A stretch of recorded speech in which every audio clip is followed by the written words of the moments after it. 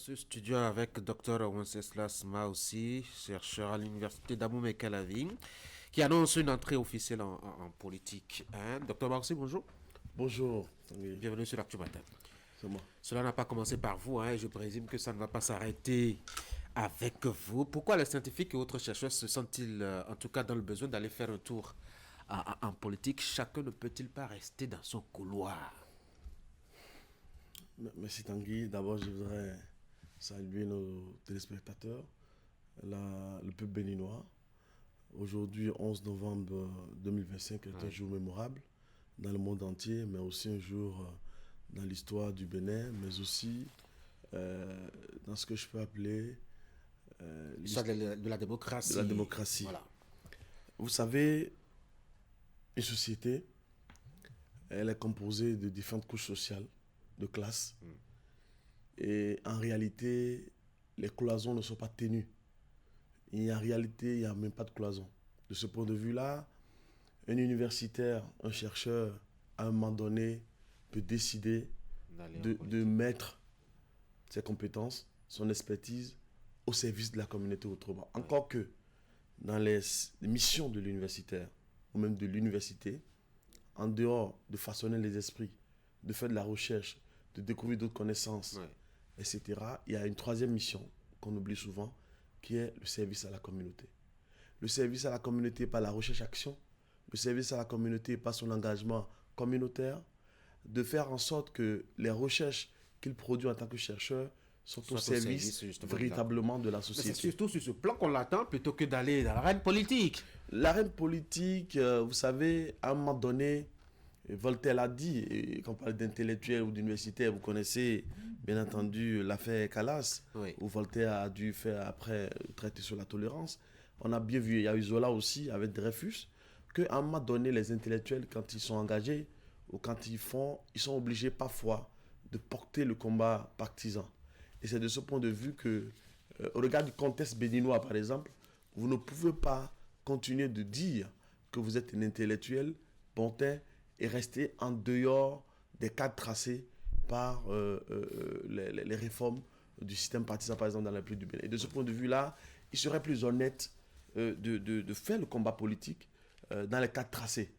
Quitte à, puisque nous sommes en démocratie, et la possibilité est donnée à chacun d'être d'une obédience ou d'une autre. Mais le cadre, il est tracé et comme ça. Et ainsi, lorsque vous prenez la parole dans la société, on sait, on connaît la ligne que vous défendez, on connaît vos idéaux, puisque les intellectuels aussi, en réalité, ils défendent des causes. Ça peut être une justice sociale, ça peut être la cause éducative. J'ai vu mon prédécesseur, en tout cas quelqu'un qui est passé avant moi, il a fait de bons développements. Mais il est dans un cadre citoyen. Et à un moment donné, il faut faire aussi, il faut défendre ces idées-là aussi, dans un cadre politique. Parce qu'un intellectuel en politique, c'est la défense des valeurs. Quand on est un intellectuel ou un universitaire, mais encore qu'il y a une différence entre les deux, on met tout ça. Quand on est de l'élite intellectuelle, de cette manière-là, on ne peut pas être de cette élite en promouvant des valeurs. C'est-à-dire, vous ne pouvez pas arriver à ce niveau si vous n'avez pas défini des valeurs, si vous ne chérissez pas des valeurs.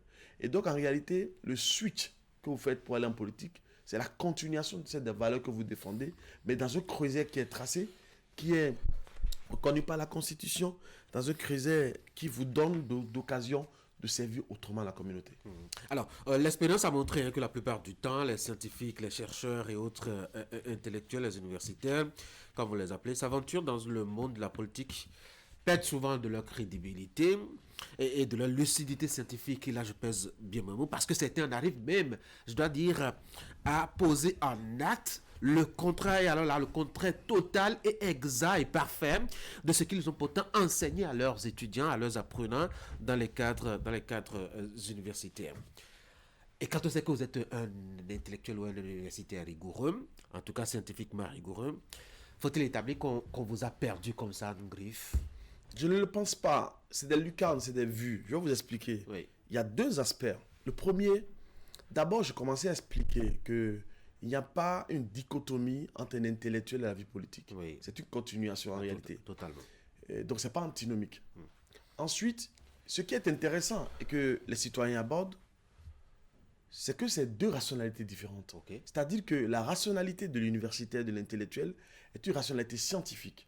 Alors que la rationalité de l'homme politique est une rationalité de l'acteur. Et cette rationalité peut à un moment donné changer. Et c'est ainsi que les citoyens et ceux qui le disent à bon droit veulent voir en l'universitaire qui a rejoint la politique de continuer à avoir la même rationalité. Oui. Et là, c'est en ce moment qu'on peut lui opposer ce qu'il a défendu brillamment par le passé et ce qu'il fait dans la politique. Oui. Mais sur le principe des valeurs, ça reste les mêmes. Dans la vie réelle, comme en société, les valeurs sont les valeurs. La ponctualité, la ponctualité. L'humanisme, la solidarité reste la solidarité. L'honnêteté reste l'honnêteté. Ça, c'est des principes moraux. Non. Mais dans le fait et au-delà de la morale, au-delà, je dois dire, de la norme éthique, etc., il y a quand même que des choix sont dictés par des données qui sont évidentes et qui gouvernent justement la décision, enfin pas la décision, je dois dire l'analyse et l'éducation quand c'est le scientifique. Mais alors, avec ces mêmes données, quand le scientifique se retrouve en politique, il a les mêmes données à disposition, mais il n'a plus le même engouement à appliquer ces mêmes données. C'est pour ça qu'en fait, avant d'aller en politique, ou avant de faire n'importe quel choix, qu'il soit un choix, j'allais dire, d'engagement citoyen, oui, d'engagement politique, il faut se connaître. Okay. Il faut savoir qui vous êtes, de quoi vous êtes fait, quelle est la capacité pour vous de supporter certaines de choses avant de faire le choix. Et de la même manière, il est intéressant, avant de faire un choix en politique, au regard de votre connaissance de soi, oui, d'aller vers une idéologie politique, même si on sait que sous le ciel, il n'y a pas tant d'idéologie. Il n'y a pas d'idéologie. Mais votre idiosyncrasie doit pouvoir épouser des valeurs politiques. Et c'est ce qu'il faut faire. Quand vous ne l'avez pas fait, après vous pouvez être perdu, soit vous allez à gauche, vous allez à droite. Je vais vous donner un exemple banal. Allez-y. Moi, je remercie Dieu, je remercie la République d'abord, et de penser à moi en 2019, sans que je n'ai pu déposer un dossier, pour gérer la gouvernance académique de l'école publique de journalisme. Oui. J'aurais pu à cette occasion-là. C'est que j'aime l'opportunisme, j'aime les facilités. De rentrer en politique. Vous savez pourquoi? En 2020, à la veille des communales, un groupe de jeunes dans ma communauté est allé me voir. Ils sont allés me voir en disant, Monsieur Maoussi, nous avons observé votre profil à la fois intellectuel et votre profil social, des actions impactantes que vous faites dans la communauté. Nous souhaitons que vous puissiez porter nos couleurs aux élections communales. Je leur ai dit, laissez-moi réfléchir, je ne connais pas forcément les enjeux. Mais je suis revenu et j'ai refusé pour 2 raisons. Je ne maîtrisais pas les enjeux, mais la bannière politique avec laquelle ils voulaient que je puisse me présenter n'est pas de mon idéologie. Okay. Et donc, je ne voudrais pas, parce que justement, j'avais une occasion, peut-être en or, j'étais au poste dans la République, je servais la République, à ce poste-là, utiliser cela pour peut-être me faire coopter et j'aurais pu être élu ou non. Et en ce moment-là, depuis 5 ans, je serai dans l'arène politique. J'ai continué à mûrir. J'ai continué à mûrir et à faire un certain nombre de processus. J'ai rencontré des personnalités. J'ai rencontré des collègues. J'ai rencontré pas mal de gens. J'ai écouté autour de moi. J'ai écouté aussi dans ma famille nucléaire les plus proches avant de prendre la décision finalement d'aller en politique. Et vous allez vers quel parti politique? Ce que je peux vous dire, je ne peux pas, c'est à l'ordre du jour actuellement, mais je peux vous dire que je suis d'une obédience de la social-démocratie. Okay. Vous avez tout dit. Il n'y a plus de détails à donner. Et il y a un aîné qui a dit quelque chose que j'apprécie, oui. Un patriarche, en disant que quand j'ai échangé près d'1 heure avec lui, à un moment donné, il m'a dit ceci, monsieur Maoussi, un bon cadre ferait un bon homme politique. Et il a écrit dans son livre L'Africain au combat, à la page 199, pour dire que son engagement en lui n'a pas d'autre motivation que d'être proche des paysans. Rappelez-moi le titre. L'Africain au combat. C'est ça. Le patriarche. D'être proche. Oui. D'être proche donc des paysans. Et pour moi, mon engagement reste intact de ce que je faisais déjà depuis 10 ans dans ma communauté, la plus proche, et de ce que je fais aussi dans le Bénin et un peu partout. Donc j'estime que je resterai fidèle à cette valeur de la social-démocratie. Et n'oublions pas, la social-démocratie, au Bénin, elle est dans la mouvance comme dans l'opposition. Donc pour le moment, je n'ai pas annoncé déjà le parti politique auquel j'appartiens. Mais le parti ayant clairement signifié cela sur la place publique, c'est bien le parti auquel vous et moi nous pensons. Non, il y a une partie de l'opposition qui a moyen parti aujourd'hui, qui ne va pas participer aux élections. En tout cas, pour les présidentielles, c'est compliqué. Oui. Pour les législatives aussi. Pour les communales maintenant, on ne sait pas pour les législatives. Oui. Et donc, ce parti aussi fait de la social-démocratie. Deuxième élément qui me fait dire que nous pensons au même parti, justement le livre et l'auteur du livre, qui sont des éléments assez déterminants sur le parti vers lequel vous pourriez vous orienter. Non, pas forcément. Le patriarche, moi, depuis, je le suivais et c'est un monsieur qui est d'une densité intellectuelle et qui a une certaine tempérance dans la vie publique et qui a dit aussi quelque chose qui m'a intéressé. Il m'a dit, monsieur, moi aussi, vous voyez, en Côte d'Ivoire et au Sénégal, regardez comment ça se passe dans les assemblées. C'est les intellectuels, les cadres, non pas encore ici au Bénin. Tout le monde au Bénin estime que dans la première législature, c'était vivant. Oui. Il y avait le débat public. Oui. Et ça, c'est les intellectuels qui le font. Donc, de ce point de vue, comment j'ai analysé, je me suis dit qu'il faut contribuer au débat. Encore que dans mes prises de position publique, etc., je contribue toujours au débat. Et donc, si à un moment donné, je fais les formalités qu'il faut et que à partir d'un parti politique, je peux en ce moment-là servir autrement la République, servir ma nation, servir ma communauté. Allez, maintenant, je voudrais vous demander, avant que vous y allez totalement, qu'est-ce que vous voulez concrètement apporter à la vie politique aujourd'hui? Moi, je viens en politique avec mon parcours militant. Oui. Les gens ne le savent pas, j'ai un parcours militant. Ah oui?